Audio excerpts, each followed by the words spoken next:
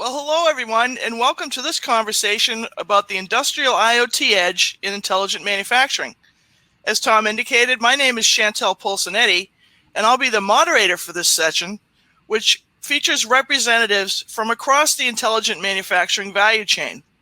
Specifically, we'll hear from an end user, an integrator, a technology provider, and of course, a market analyst involved in digital transformation for intelligent manufacturing.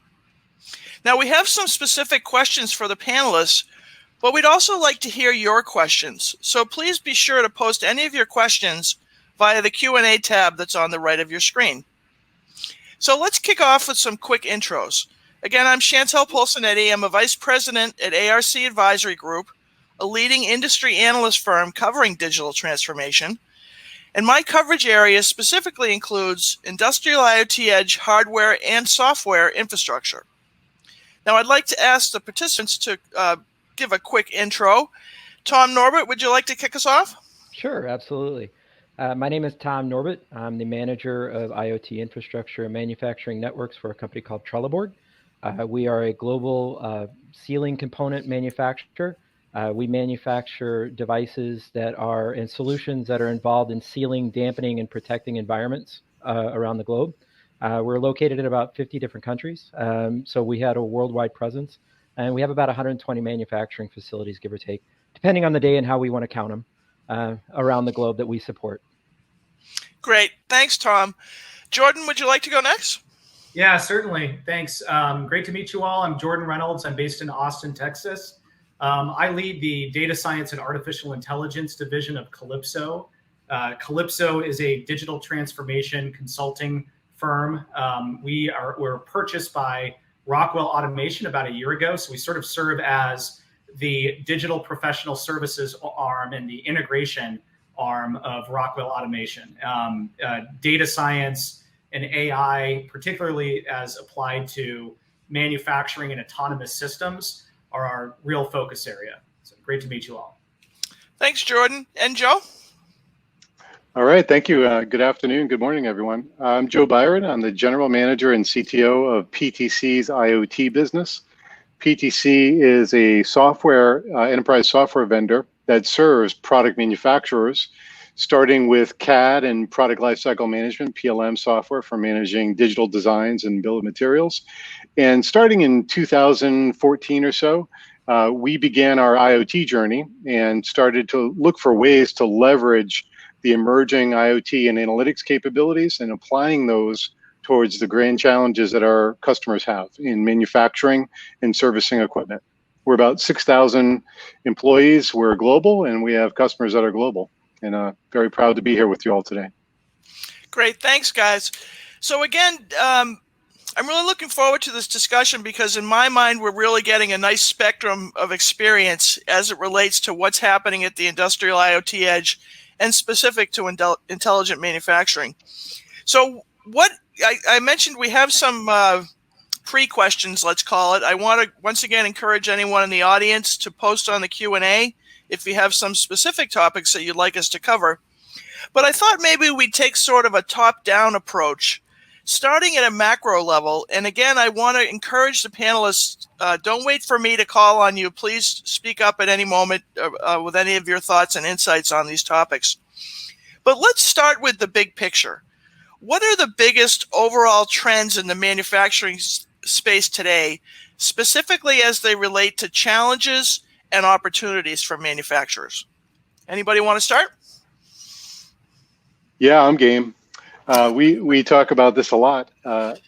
So what we hear directly from our customers and also validated by esteemed analysts like yourself, Chantal, is our customers are facing more pressure than ever before. The pressure has always been there to reduce operating costs, to drive efficiency in manufacturing process, right?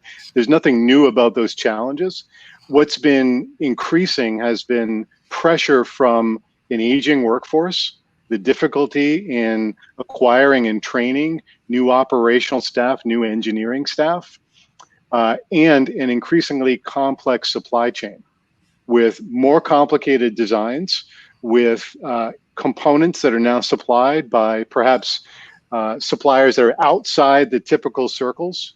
Just think about lithium-ion battery supply chain for the automotive industry 20 years ago. No one was talking about that at all. That's just one small example of that increasingly complex supply chain. And so those grand challenges that have been ever present in efficiently producing finished goods, both discrete and processed goods, and in the case of discrete assets, discrete products that become complex assets that are mission critical for the manufacturer's customers, keeping those assets operational and optimized throughout their entire life cycle. So at the most macro level, and we could talk about use cases and so forth, but that's sort of what's been happening in the manufacturing industry from our perspective, hearing from our customers over the last decade or two. Yeah, I would just expand on that, Joe, by saying that pressures to reduce operating costs have existed for quite some time. The base strategy for doing that for the past 20 years, really until now, has been labor market arbitrage, right? It's been, let's take advantage of emerging markets so that we can reduce the cost of human labor and in some cases drive automation initiatives to underpin the cost reduction strategies. That is not as much of an option today as it used to be, right? Mm-hmm. The emerging markets that we used in the past have now emerged, right? And they're more expensive. There's social and political motivations to repatriate manufacturing in certain cases. And then after repatriating manufacturing, we also have to deal with upward wage pressure and an aging workforce, right? So we're kind of back into this game of technology-oriented innovations that drive operational cost improvement. But thankfully, we're equipped with a wide variety of different technology innovations today, like the Internet of Things and edge computing and artificial intelligence that we have at our disposal to drive improvements to automation, right? And so hopefully we'll get into some of those topics today. Absolutely. If I can just sort of use a tangent off of what Joe said, and you too, Jordan, about the aging workforce and the complex supply chains, something that's come up for our customer base in the last 18 months that's related to that is the supply chain and labor shortages and the need for remote access as sort of the response to the new normal. So like I heard you both say that these challenges around cost reduction and performance improvement have been true, since automation was, came out of the woodwork, let's say. But, with the pandemic, we've seen a real, there's been a real impact in those areas, as well as that whole issue of moving faster from POCs to production. So, Tom, do you have any comments about, what the current and long-standing challenges and opportunities are there? Yeah, absolutely. So, and I think while they gave like the 50,000 foot overview of these are kind of the topics that are coming up. I mean, if you come down to 10,000 feet, what has happened is that all of these were on the table before COVID. And as soon as COVID hit, everything jumped up. We've gone from not exploring these topics or having these topics tabled for future exploration 5 years from now or whatever it was. And as soon as COVID hit, we were scrambling to figure out how do we do remote engineering support at a site across the globe. We're suddenly playing with AR technologies that we had always intended to play with and always intended to work with. We just hadn't gotten to that step yet. So we had to kind of jumpstart our own cycle of innovation and exploration as a result to try to find some of these solutions. People are also responding. When you talk about the workforce and the aging workforce specifically, some of the aging workforce have kind of reached that point where they're like, is it really worth my time to come back at this point? There's so much hassle. So we're starting to also see some additional kind of attrition of our work staff that was unanticipated. I mean, we were still looking for these people to be there for another 5, 6, 7 years. And COVID has kind of changed the mentality of how some people view work. So we definitely are trying to look at those things that we need to do to knowledge capture and make sure that we've got all of our operations detailed in good ways so we can keep moving things forward. So I don't want to read into your comments, but do I hear that you too see an acceleration as a result of the pandemic, an acceleration of digital transformation efforts? Absolutely. I mean, my good example is that we probably positioned ourselves well in our digital transformation journey. So we were right right before the pandemic hit, we'd kind of gone through a lot of internal discussions, a lot of internal political things, and we kind of had a good alignment across the board about where we were going to head with certain initiatives. And when COVID hit, we were anticipating, okay, we'll keep moving forward, but probably not going to get to the levels that we needed to. And the complete opposite happened. And this is just our example, but I've heard from others the same thing. We had such an acceleration and such a demand from the business units that we support for the services that we're providing. I mean, we just literally can't keep up because there's just so much that needs to get pressed forward. So all of those tomorrow topics suddenly became today topics. And we've had to sort out, how do we do that? How quickly can we jump on that? How can we push that topic forward to satisfy what they're looking for? Jordan and Joe, would you agree with that? Yeah, absolutely. I mean, gosh, we had, in the peak of the pandemic, we had a major CPG customer that was experiencing, record spikes in demand for things like toilet paper and hygiene products and things like that, while not being able to send their workforce into a factory to create them, right? So it's like, so how do you deal with that, right? So obviously, they're using things like modeling and simulation, designing and commissioning lines in virtual environments, emulating their PLC code in virtual environments, using analytical and data and empirical capabilities to make decisions as opposed to, physically tinkering with things. It became kind of a necessity. It wasn't really like a technology passion anymore, but it was the only thing they had at their disposal to meet these excessive spikes in consumer demand for their existing products, or to shift to new product categories that have now hit the market in response to the way that consumers are now working and living.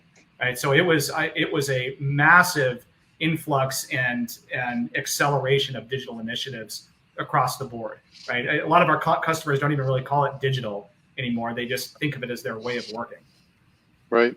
And, I think if you broaden the aperture beyond, so it's intelligent manufacturing, right? Intelligent manufacturing industry, there's the manufacturing operation, and then there are the activities that manufacturers find themselves conducting, like service. So many of our customers who had already deployed IoT for remote connectivity, remote access, and remote service, so that their service teams could troubleshoot, diagnose, and proactively maintain their customers' assets, they were able to enjoy the benefits of having laid that roadwork before 2020. And I was doing an investor conference in March of 2020, and it's just as the lockdown was starting. So I was sitting in the mostly empty office in Boston, and the investor asked me, so all of your customers they're pretty much shut down, right? And I said, I'm looking across the cityscape here. I see Mass General. I know we have 14 or 15 medical device manufacturers who have connected assets in Mass General, and their service people are at home in their pajamas, making sure that stuff is still working. And that, we felt very proud about that. And it shows, certainly some business activity took a big hit and dampened throughout 2020, but many things had to keep the lights on, right? Defibrillators have to keep working. Mass spectrometers need to keep working. Some of our customers were device manufacturers who were part of the COVID-19 response, laboratory testing machines and pharmaceutical suppliers. That stuff kept working. It's really a strange dynamic, though, because there's so much opportunity out there, and there's such a constraint with the supply chain and labor shortages. It's really a tough path to navigate for manufacturers, in my mind. I see some questions coming in. They're going to touch on a couple of the issues that we're going to raise in a minute here, so keep them coming, and thanks for that. So, Tom, I'm going to pick on you for a minute. So, as a manufacturer incorporating technology in your business, what role do you see between the IT players and the traditional industrial automation players as the digital transformation landscape evolves? Sure. So just to be clear and to be above board, I'm from the IT side of the house. So, those of you from the OT side of the house, you can leave now. No. So what is happening is the reality of what we keep talking about, this IT OT convergence stuff that everybody's been talking about, is it's getting smashed together. There is no longer this option to kind of look at OT as this independent function anymore. The reality is that they're using IT assets for OT production. And so from a corporate level and a corporate perspective, we're having to rethink everything that we do around OT assets like that. So we're having to take a look at, how do we have central command and control of devices that are in our manufacturing facilities, even if they're devices that we've not supplied. How do we have those insights onto what they're doing, how they're doing, so that way we can provide proper cybersecurity protections across the board. Sure. All of these topics, again, have been accelerated due to COVID. Some of those plans that we originally had to start connecting machines and putting PLCs online and doing data collection and all that has now accelerated. We no longer have the option of just kind of waiting for this to happen. We're doing it. So it's very, very important to kind of realize that we're not talking about it anymore. It's happening. It's the truth that we're living right now. And if you don't have a plan for it, you're kind of in trouble. Specifically, if you don't have IT and OT at the same table, talking to each other and planning these developments and planning this next step, even if it's not all under one umbrella, you're going to have issues. You're going to have problems. You're asking for trouble. And that's just kind of what is happening in the landscape as well. You can see this as well as in the players of the landscape. There's so many players that are kind of branching out. Kalypso is a good example with Jordan on the call. Give him a call out. PTC is a good example as well for Joseph on the call. You guys can send me my money later. No, but they're good examples because you guys are from the traditional OT side of the fence, right? But the technologies you guys are representing, as you sit here today, are very much IT-based technologies that are being applied into the OT space. So, now I've set the table for you. I've made you look nice. Come on, guys. Well, Tom, so can I say, Tom, first of all, thank you for that. But all kidding aside, what we've seen in my personal interactions with our customers, as the IT leadership has become part of the purchase decision for manufacturing software, it's been better for us because the governance and discipline that IT brings to that conversation is right up the alley of an enterprise software vendor. Consistency in the way you're going to roll out a platform and deploy across your 300 plants, same method and methodology for data access, same methodology for single sign-on identity and access control. We've got security standards that can show you how we do our security. All of those things, that governance from enterprise IT has, I really think, changed and up-leveled the maturity of the conversations we've been having. So if we extend that thought for a second, who plays what role at the customer between IT, OT, and the line of business? Jordan, you want to chime in on that? Yeah, it's a difficult question because it's blurring. So the way to answer that question is to first think, why were there differences between those constituents in the first place, right? There were differences between IT and OT in the first place because the skills and disciplines that each of those organizations were responsible for were fundamentally different, right? OT people were responsible for things related to physical equipment and machines and laws of physics and things like that. And then IT organizations were focused on software and information concepts and things like that. Those lines are completely non-existent now, right? And so we have, if you look at any elite electrical engineering or chemical engineering or industrial engineering program out there in academia, they're all learning how to code in Python, right? And so like and then manufacturing is such a critical element of profitability, revenue growth, capital efficiency, things like that, that business people are more integrated into manufacturing processes than ever, right? So, we'll implement the exact same capability or design, the same AI or data science toolkit for 3 different buyer personas, right? So business-focused people, manufacturing-focused people, and IT-focused people. that are all sort of looking for the same things, depending on the circumstances, depending on the customer.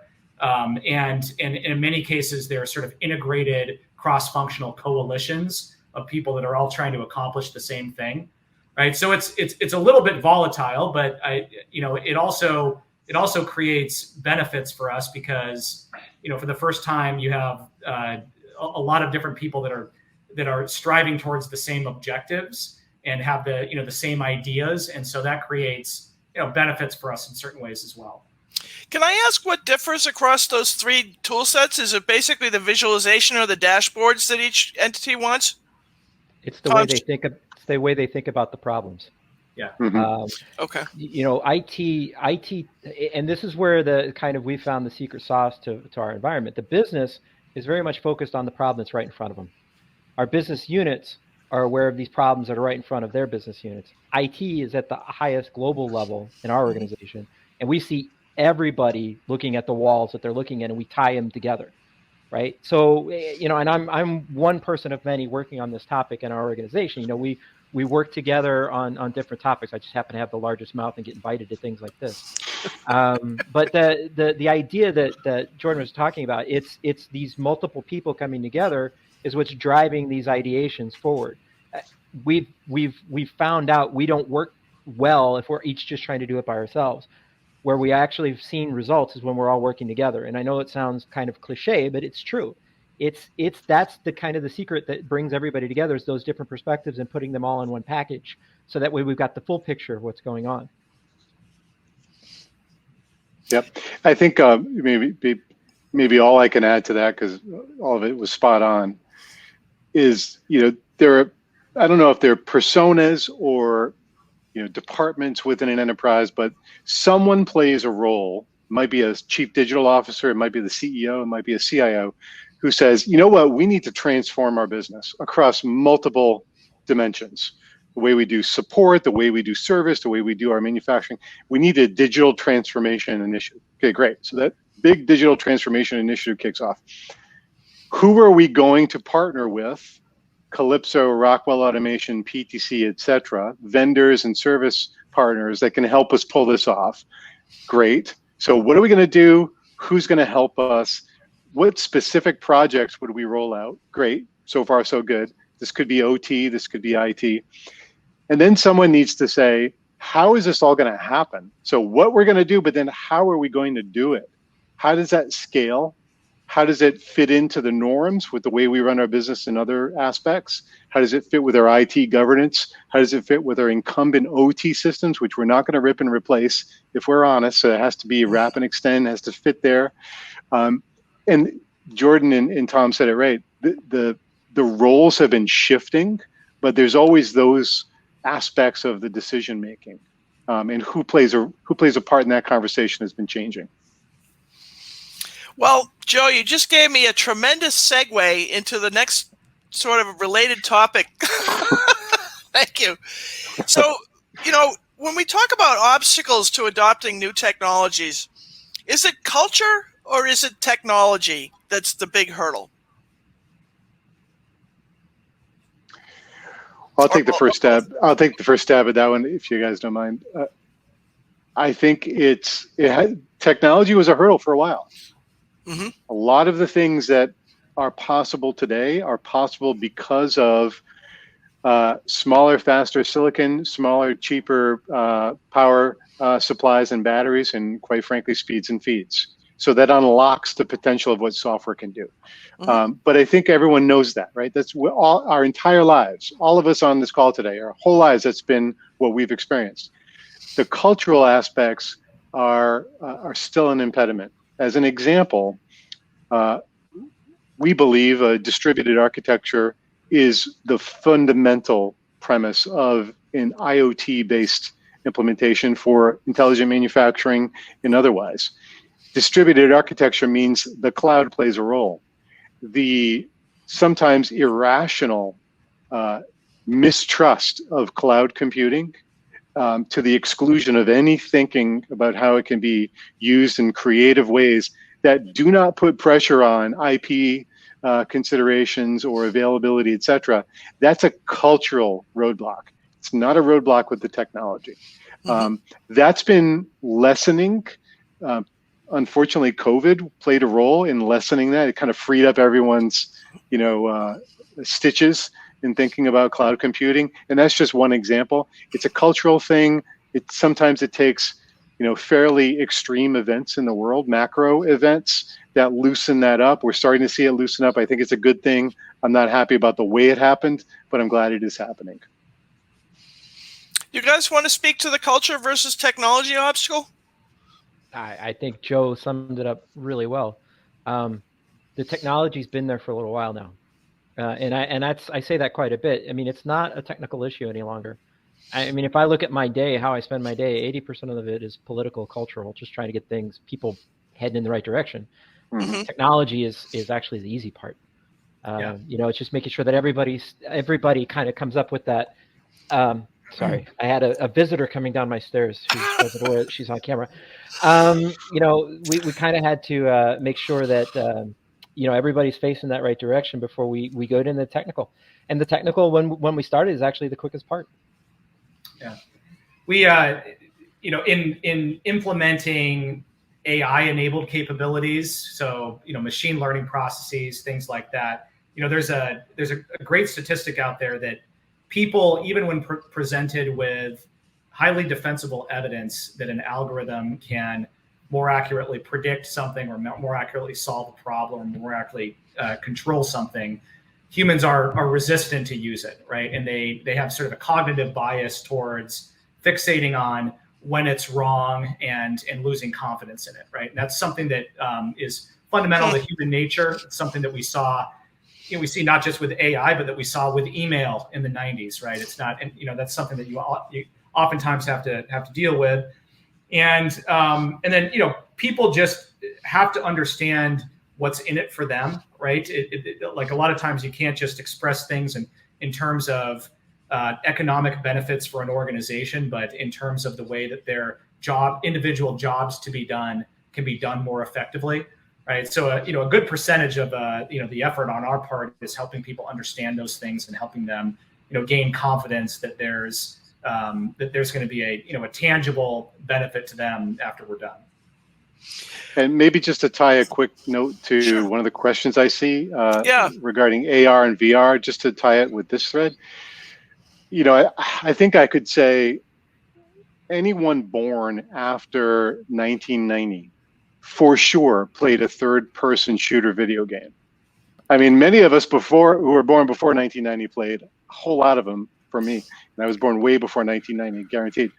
But if you were born after 1990, for sure, you had Nintendo, man. You were playing a third-person shooter. The heads-up display on those video games, if you experience what it's like to play a video game with that heads-up display, why would you not want to have that heads-up display for your work, for your job? It is a beautiful thing. It is mind-blowingly useful. Augmented reality and VR brings that to our everyday work. The technology's there, it's getting better. The cultural divide we will bridge the gap for the cultural issues because we will have a new workforce and they will be trained using augmented reality, and it will be natural to them. It'll be their first instinct is to use that technology. Now, Joe, you pulled. Well, I want to hear what Dom said. Oh, sorry, I want to Tom. put an asterisk on that. I agree with everything you said, but you have to capture the knowledge from somewhere. And trying to put an AR headset on Earl in the shop is not easy, because Earl in the shop is not used to having something on his head, and you're trying to capture what Earl knows in a visualization. So there's still a little bit of a cultural gap there that you have to overcome. But I'm with you 110% the other way. As soon as you got to capture it, that's the next level of where you're going. Capturing it's a challenge. Well, but Jordan, isn't Rockwell Automation working on those implants? Oh, no, we're not supposed to talk about that. Okay. Uh-oh. Now they're going to pick us up, Joe.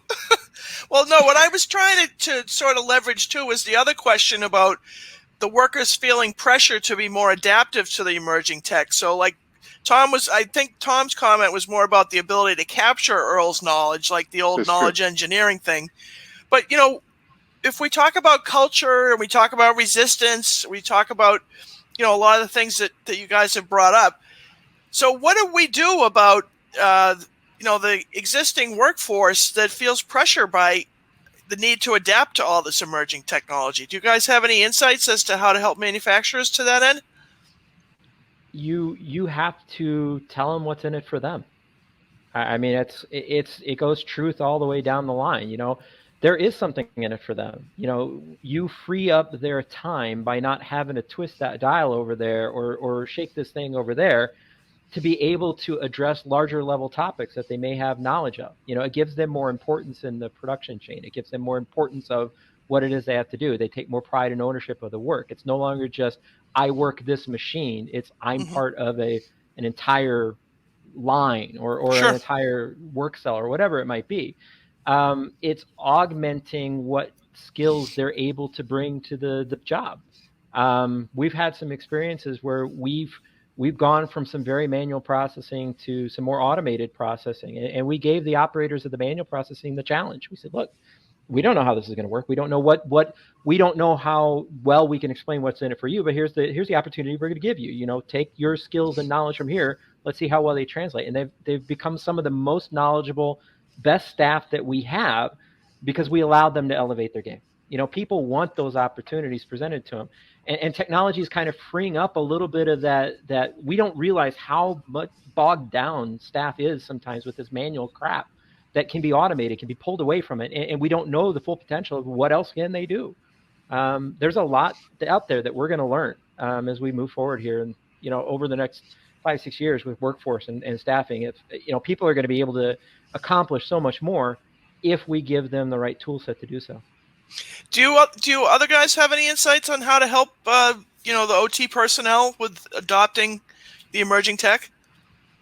Well, it's like, as Tom said, you meet Earl where Earl is, right? Our customers who have been implementing, for example, just to stay on the AR, we have a product called Expert Capture. It allows a subject matter expert to capture a process, a procedure, record it for augmented reality purposes so that it can be played back with annotations to a trainee. So it replaces paper manuals, etc. So you don't ask Earl to put on the HoloLens and just, here you go, please go do this. You kind of meet Earl where he is, right? What the goal is to capture the knowledge, not to have Earl use the technology solo. But that one step at a time gives, I'd like to meet Earl because we're using his name a lot, but it gives those folks, that he sounds like a good guy. I think I feel his pain though. We're going to give them a lifestyle choice that allows them to not make a binary decision of when do I retire and stop going into the plant and then start doing whatever, I guess nothing, or play golf.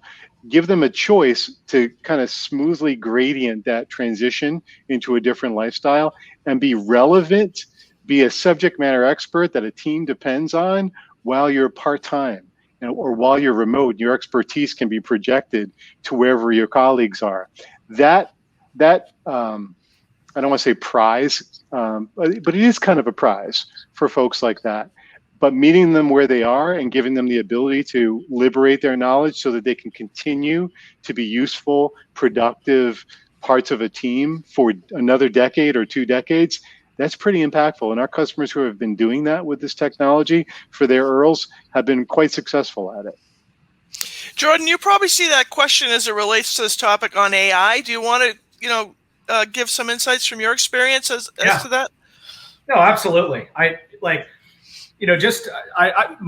My favorite way to respond, the question is, to what extent do workers understand that AI is more about mutual work and less about workforce replacement, right? In the history of the human economy, right, as we have evolved from, an agrarian economy to an industrial economy to an information economy, and then now to sort of an intelligence economy, every stage of development, there have been anxieties that workers are going to be displaced, but it's never happened. Right. It has changed the roles and responsibilities and capabilities of people, but there has never been a significant sustained decline in employment as a result of one of those major technology inflection points. Right. And so with things like AI, what workers can expect is not to be replaced, but to be focused on bigger, more adjacent and strategic things rather than manual redundant tasks, and to have the option to kind of augment themselves as information workers rather than just industrial and physical workers, right? And so what they can expect is that their roles are going to change. Those roles will probably be easier for them. They can kind of work sort of more as a passenger rather than as a driver. And they're probably going to have a more outsized influence on what they're responsible for, right? And so kind of going back to the challenges of adoption, anytime that AI is proposed in manufacturing, it needs to be proposed as a tool for the operators or for the technicians or for the process engineers, right? As opposed to an agent that sort of acts on behalf of them, because that's not really the reality of the way that AI capabilities are used, right? And so, we've had industrial automation for a very long time, right? The better part of a century, but we still have human workforces that are doing a wide variety of things in manufacturing processes. But those things begin to change, and they use those things to their advantage to get more output, better quality, better utilization, et cetera. Well, we only have a couple minutes left, but sometime I'd love to have a conversation with you as to how that philosophy extends into the autonomous era. Yeah. Particularly but we only have a couple minutes left. And I did want to get on one last topic that I feel is related to this thread that we've been pursuing here, which is earlier in the ZEDEDA event, they had a session on SaaSification, software as a service. And I think that, certainly like Joe and everybody here was talking about with the descent of the cloud and people getting used to the cloud.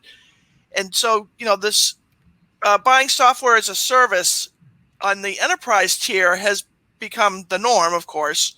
And certainly a lot of providers are trying to extend that into the manufacturing space. So I'm just curious, do you guys have any thoughts on how the descent of SaaSification will impact manufacturing or OT? And particularly two areas I'm interested in is the willingness and the acceptance. So anybody? Well, I could talk about this for hours. I know. Maybe we should. I'll be brief. I'll be very brief. Okay. SaaS does not equal cloud. Almost certainly there is cloud with a SaaS delivered solution, but it's not only cloud. It is distributed for what we're talking about, intelligent manufacturing. It shall be distributed. The SaaS system will better manage the edge footprint than manual IT activities ever could.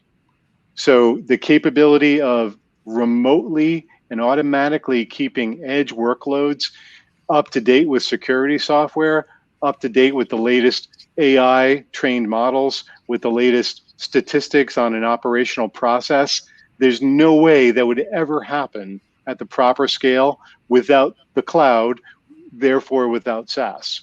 So it's happening, it's coming. Our customers are warmed up to it. They're excited about it now, and get ready. Yep, 100%. Joe, I think we have the same mother or something. I'm not kidding. No asterisk? No asterisk this time, buddy. No, I mean, because this is where IT and OT meet. This is it, the edge. IT supported devices at scale. OT run applications on IT supplied devices. This is where we gain the corporate layer of knowledge and security and scalability across a platform into every OT space that we need to. No longer are we going to be looking to suppliers to come in with individual devices themselves. We'll be providing them a device they run their application on.